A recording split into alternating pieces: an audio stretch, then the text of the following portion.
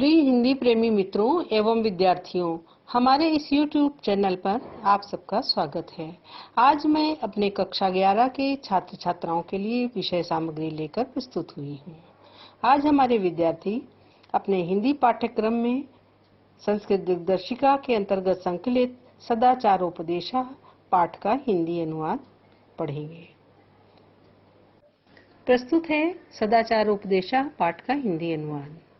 पहला श्लोक है, संगच्छध्वं संवदध्वं संवो मनांसि जानताम देवाभागम यथा पूर्वे संज्ञानानाम उपास्ते। संगच्छध्वं, संगच्छध्वं का अर्थ है साथ साथ चलो। साथ साथ चलने का तात्पर्य क्या है? मिलकर कार्य करो। संवदध्वं अर्थात साथ साथ संवद, वद का अर्थ है बोलो, साथ साथ बोलो।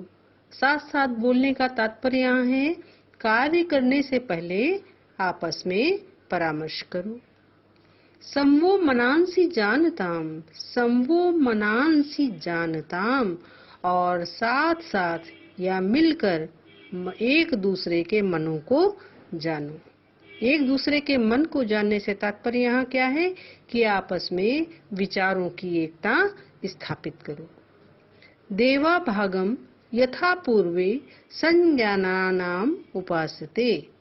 देवा भागम यथा पूर्वे, यथा का अर्थ जैसे, पूर्वे पूर्ववर्ती, पूर्व में या प्राचीन काल में, जिस प्रकार पूर्ववर्ती देवता अपने अपने भाग का, भागम, भागम का अर्थ है अंश, अपने अपने अंश का, अपने भाग का, संजनानाम, संजनानाम का अर्थ है ज्ञान पूर्वक, उपासते सेवन करते थे, उपासना करते थे।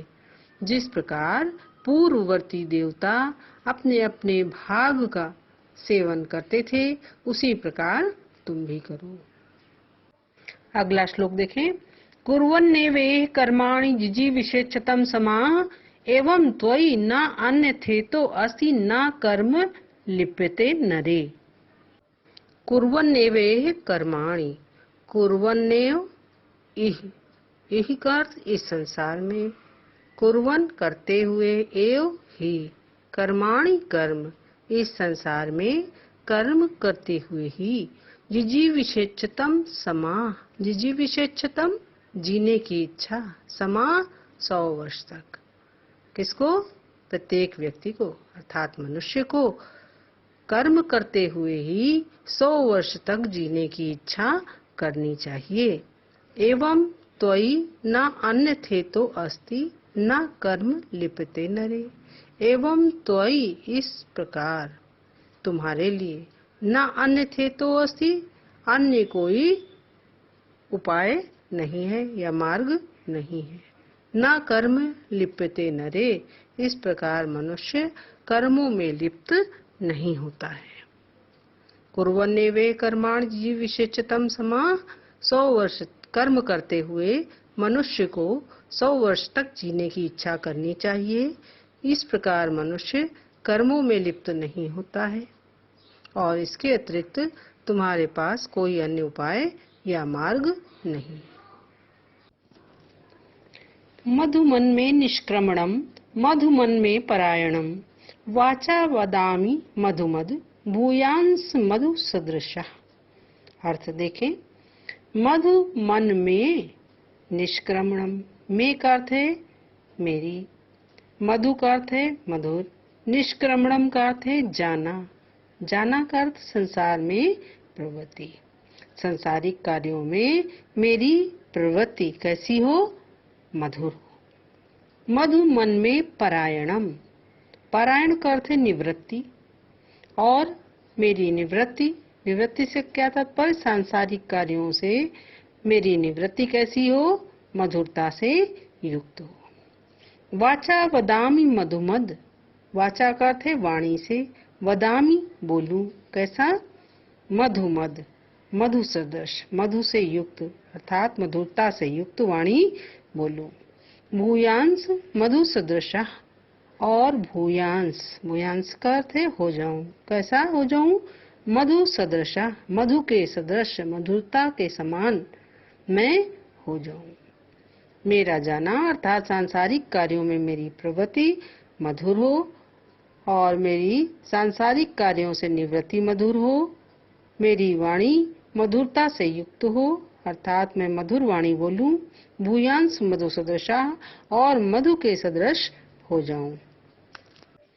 आचाराल लभते आयुर, आचाराल लभते श्रियम, आचारात कीर्तिम आपनोति पुरुषः प्रेत्य चेह चा। अर्थ देखें, आचाराल लभते, आचार का अर्थ सदाचार से, लभते प्राप्त होता है, सदाचार से प्राप्त होता है। क्या प्राप्त होता है? ह्यायु, ह्यायु का मतलब है आयु। सदाचार से दीर्घायु की प्राप्त होती है। आचाराल लभते श्रियम और सदाचार से लभते प्राप्त होता है श्री। श्री का अर्थ है लक्ष्मी या शोभा। सदाचार से ही लक्ष्मी की प्राप्ति होती है। आचारात कीर्तिम आपनोति पुरुषा प्रेत्य चेह च। आचारात सदाचार से कीर्तिम आपनोति कीर्ति प्राप्त होती है। पुरुषा पुरुष को अर्थात मनुष्य को, प्रेत्य चेह च, प्रेत्य च इह, चेह का अर्थ च इह, इस लोक में, और प्रेत्य परलोक में। सदाचार से ही मनुष्य को इस लोक में और परलोक में कीर्ति की प्राप्ति होती है।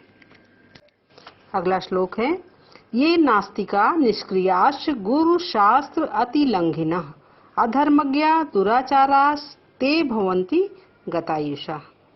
ये का अर्थ है जो नास्तिका, नास्तिक है। नास्तिक का अर्थ जो ईश्वर को न मानने वाले हैं। निष्क्रियाश्च और निष्क्रिय है। निष्क्रिय का अर्थ अकर्मण्य, कर्महीन है। गुरु शास्त्र अतिलंघिना, गुरु और शास्त्र की आज्ञा का उल्लंघन करने वाले हैं। जो नास्तिक हैं अर्थात ईश्वर को न मानने वाले हैं, और निष्क्रिय हैं अर्थात अकर्मण्य हैं। गुरु और शास्त्र की आज्ञा का उल्लंघन करने वाले हैं। अधर्मज्ञा, अधर्मज्ञ हैं अर्थात धर्मपूर्ण आचरण न करने वाले अधर्मज्ञ। दुराचारास ते भवन्ति गतायुषा, और दुराचारी हैं ते वे, भवन्ति गतायुषा, गतायुषा आयु क्षीण हो जाती है उनकी, गतायु हो जाते हैं। ऐसे लोग गतायु हो जाते हैं अर्थात उनकी आयु कम हो जाती है। जो नास्तिक हैं, निष्क्रिय हैं और गुरु शास्त्र की आज्ञा का उल्लंघन करने वाले हैं, अधर्मज्ञ हैं, दुराचारी हैं, उनकी आयु कम हो जाती है। अगला श्लोक है, ब्राह्मी मुहूर्ते बुद्धेत धर्मार्थो चानुचिंतेत उत्थाय आचम्य तिष्ठेत पूर्वाम संध्याम कृतांजलि।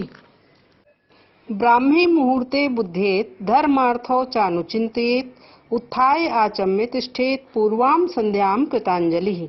अनुवाद देखें, ब्राह्मी मुहूर्ते, ब्रह्म मुहूर्त में, बुद्धेत जाग जाना चाहिए या उठना चाहिए।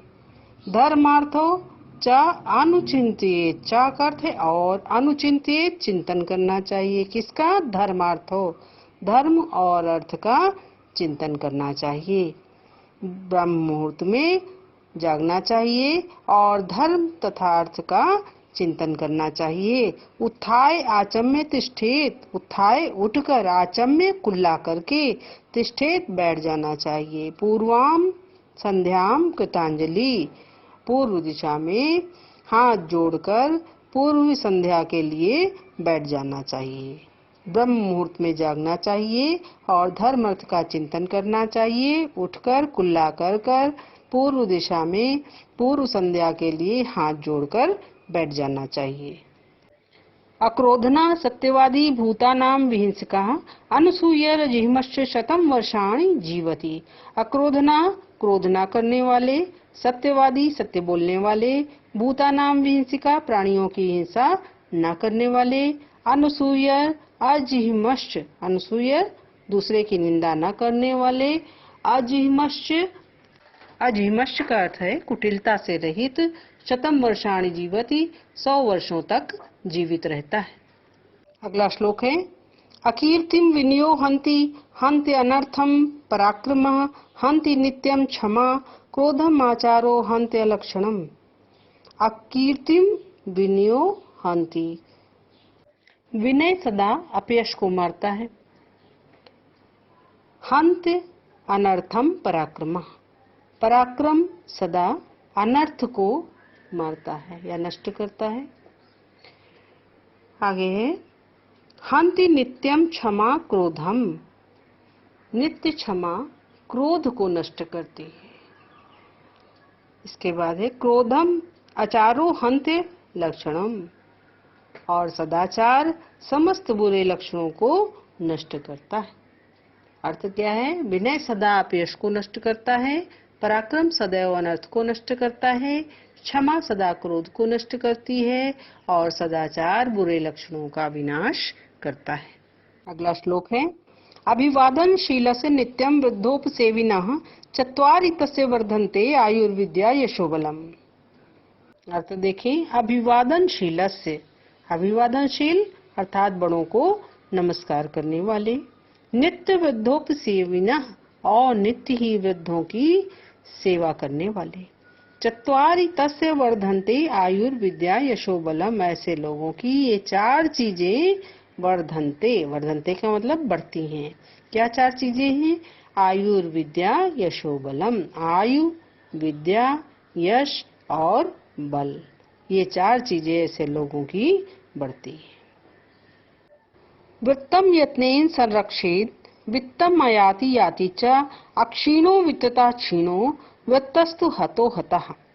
वृत्त का अर्थ है चरित्र, यत्नेन यत्न पूर्वक, संरक्षित रक्षा करनी चाहिए, चरित्र की यत्न पूर्वक रक्षा करनी चाहिए। वित्तम आयाति याति चा, वित्त का अर्थ है धन, आयाति आता है, याति चा और चला जाता है।